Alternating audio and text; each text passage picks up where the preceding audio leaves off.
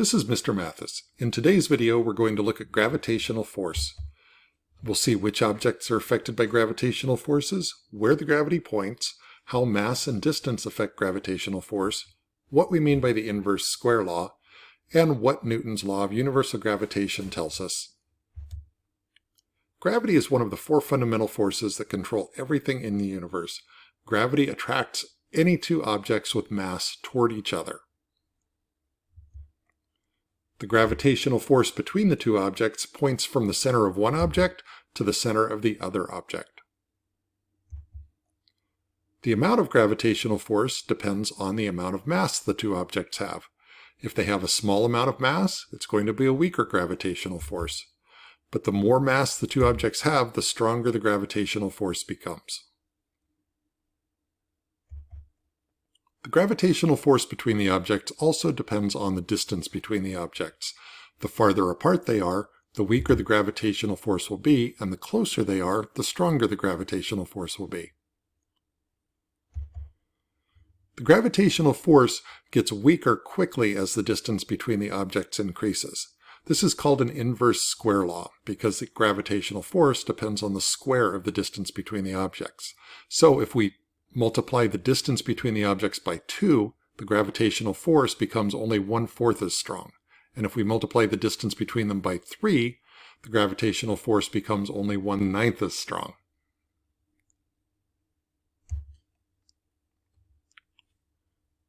You might think that a larger object exerts more gravitational force on a smaller object, but in reality, the gravitational force between the two objects is equal on both objects, whether they're the same size or not.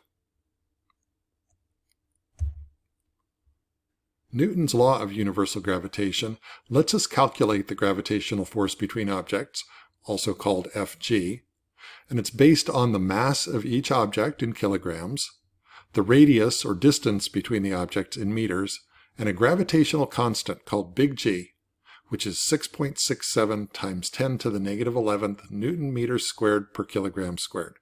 Because big G is a constant, it's always the same and we can use it in any equation. Here's how the equation looks.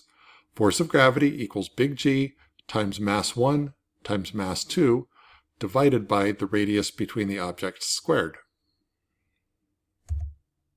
Let's look at an example problem. A 485 kilogram sphere is located 14 kilometers, which is 14,000 meters, away from an 852 kilogram sphere.